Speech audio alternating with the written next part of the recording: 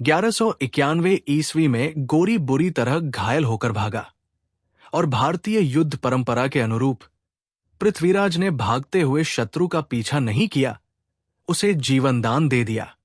शायद पृथ्वीराज ने सोचा कि ये शत्रु अब दोबारा सिर नहीं उठाएगा, लेकिन ये निर्णय, जो उस समय भारतीय नैतिकता का प्रतीक था, भविष्य में उनकी सबसे बड़ी भूल साबित हुई।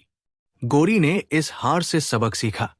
उसने 1 साल तक खामोशी से अपनी सेना को मजबूत किया, अपनी युद्ध रणनीतियों को परिष्कृत किया, और बदला लेने की आग उसके दिल में जल रही थी। वो जानता था कि सीधे मुकाबले में राजपूतों की बहादुरी का सामना करना मुश्किल है। 1192 ईस्वी में मोहम्मद गोरी एक विशाल और सुसज्जित सेना के साथ वापस लौटा। इस बार उसकी रणनीति पूरी तरह से अलग थी। उसने अपनी सेना को कई छोटे छोटे टुकड़ों में बांटा, जिनमें मुख्य रूप से घुड़सवार तीरंदाज थे। उसका लक्ष्य राजपूत सेना को लगातार परेशान करना, उन्हें थकाना और उनके हाथियों की ताकत को निष्क्रिय करना था। लेकिन इस बार पृथ्वीराज को कुछ चुनौतियों का सामना करना पड़ा।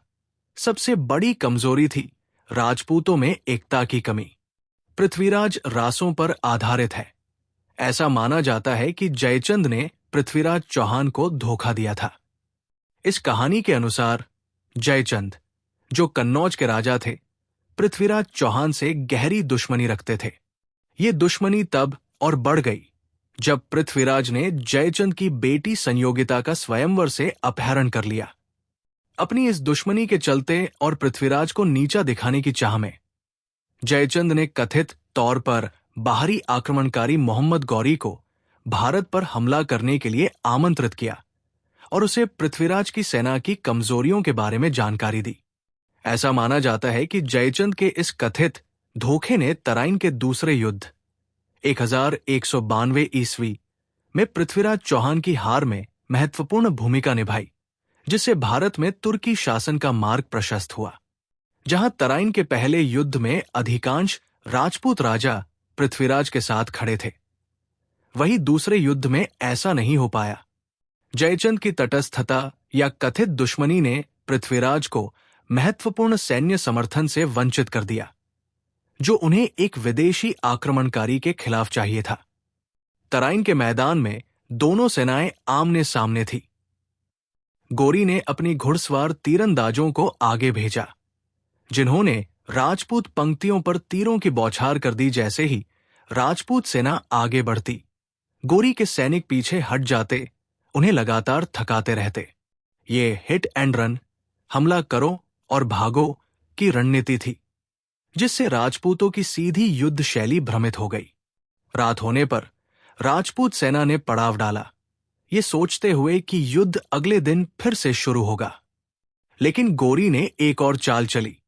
उसने आधी रात को अपनी सेना को अचानक हमला करने का आदेश दिया।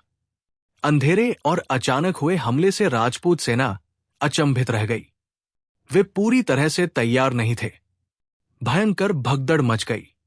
इस अराजकता के बीच पृथ्वीराज चौहान ने वीरतापूर्वक युद्ध किया, लेकिन उनकी सेना बिखरने लगी थी।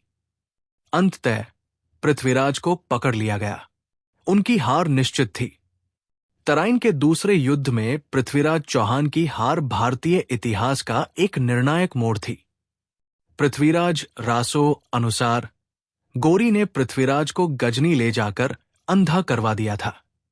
जब प्रदर्शन का समय आया और पृथ्वीराज को धनुष बांध दिया गया, तो चंद बरदाई ने एक छंद में गोरी के बैठने की दिशा और दूरी का संकेत दिया। 4 बाज 24 गज अंगुल अष्ट प्रमाण, ता ऊपर सुल्तान है, मत चूको चौहान। इस संकेत को समझते हुए पृथ्वीराज ने आवाज की दिशा में तीर चलाया और वो तीर सीधे मोहम्मद गोरी के सीने में जा लगा, जिससे उसकी मृत्यु हो गई।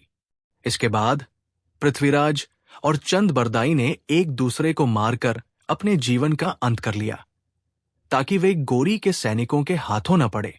ये कहानी यकीनन वीरता और प्रतिशोध की एक शानदार गाथा है, जिसने सदियों से भारतीयों को प्रेरित किया है।